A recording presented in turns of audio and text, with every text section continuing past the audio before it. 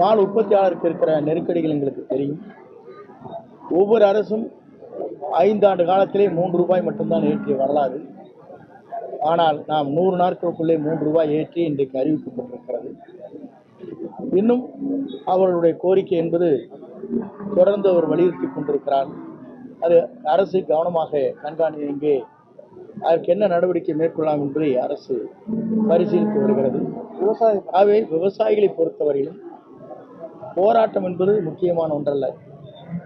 அரசிடத்திலே சென்று தங்கள் கோரிக்கை வைத்து 3 ரூபாய் நீங்கள் ஏற்றியிருக்கிறீர்கள், இதற்கு வாழ்த்துக்களை சொல்லி அதற்கு பிறகு அவருடைய உணர்வுகளை பிரதிபலிப்பதுதான் ஒரு ஜனநாயக மரபு. இதை மற்றவர்களும் கடைபிடிக்க வேண்டும் என்பதுதான் என்னுடைய ஆசை. எங்களுக்கு இருக்கிற நிலை என்ன என்று சொன்னால், நிதிநிலை 13 லட்சம் கோடி ரூபாய் பற்றாக்குறை, கடன் சுமை. இப்படிப்பட்ட சூழ்நிலையில் கூட ஒரு அரசு மக்கள் நலன் காக்கிற அரசாக தமிழக வெற்றிக் கழகத்துறை தலைவர் தளபதி அவர்கள் இன்று முதலமைச்சராக பொறுப்பேற்றதற்கு பிறகு நாளொரு மேனியும் பொழுதொரு வண்ணமாக விவசாயிகளுடைய நலனை மனதிலே கொண்டு கூட்டங்கள் கூட்டப்பட்டு வருகிறது. இதுவரையும் தமிழ்நாட்டின் வரலாற்றில் விவசாய சங்கத்தை 24 சங்கங்களை அழைத்து 8 அமைச்சர்களிலே உரையாடி எதை நாம் எந்த முறையில் ஏற்றலாம் என்பதை தெரிந்து அவருடைய கருத்துக்களை பரிமாறியதற்கு பிறகு இந்த பணிகள் நடைபெற்றிருக்கிறது.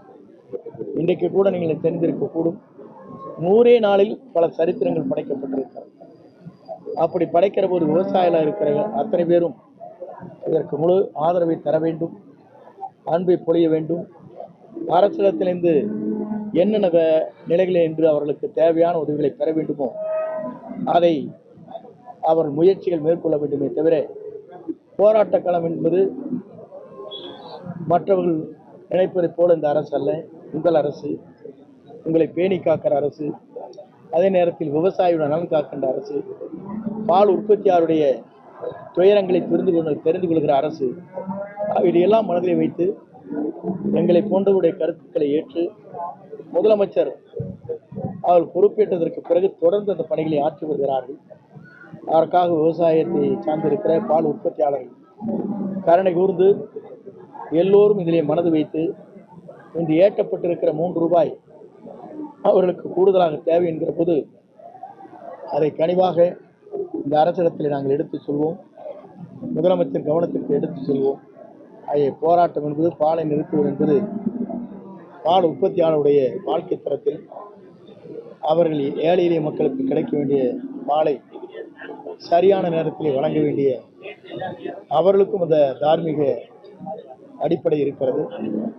ஆகவே மற்ற ஆட்சியை போல பாலை கொட்டுவது, போராட்டம் நடத்துவது என்பது இந்த ஆட்சிக்கு தேவையில்லை. விவசாயி வாழ வைக்கிற ஆட்சி என்ற முறையில் எல்லோரும் இதற்காக தங்கள் கருத்துக்களை பரிமாறிக்கொள்ளலாம். அதே நேரத்தில் அவருடைய துயரங்களை துடைப்பதற்கு இந்த அரசு என்றைக்கும் தயாராக இருக்கிறது. பயிர்க்கடன் தள்ளுபடியை முழுமையாக செய்யாம எம்எல்ஏக்கள் கார் கொடுக்குறாங்க, ஒரு விமர்சனம் வைக்கிறாங்க. பொதுவாக ஊராட்சி ஒன்றிய தலைவர்களுக்கே, ஒன்றிய குழுவின் தலைவர்களுக்கே குளிர வண்டி கொடுத்திருக்கு, புது வண்டி. சட்டமன்ற உறுப்பினருக்கு இருக்கிற இடர்பாடு நமக்கு தெரியும். ஒரு சட்டமன்ற உறுப்பினர் ஏறத்தாழ 450 கிராமங்களுக்கு சென்று திரும்ப வேண்டும். அவருக்கு அது அத்தியாவசிய தேவை என்ற முறையிலே வழங்கப்பட்டிருக்கிறது. பெரும்பாலானோர் இதை விரும்புகிறார்கள், சிலர் அதற்கு வேண்டியதில்லை என்கிறார்கள். அதிலே நான் இப்போது சட்டமன்றம் நடைபெற்றுக் கொண்டிருக்கிறது. அது அவருடைய கருத்துக்கள், வேண்டியது வேண்டாம் என்பது அவருடைய கருத்துக்கள். ஒன்றை சொல்ல விரும்புகிறேன். அவருடைய தாத்தா அவர்கள் முதலமைச்சராக இருக்கிற போதுதான் எல்லோருக்கும் 2 கிரவுண்ட் இடம் கொடுக்கலான்னு சொன்னாங்க, இங்கே சென்னையில். அப்போ அம்மாலாம் வேண்டான்னு சொன்னாங்க.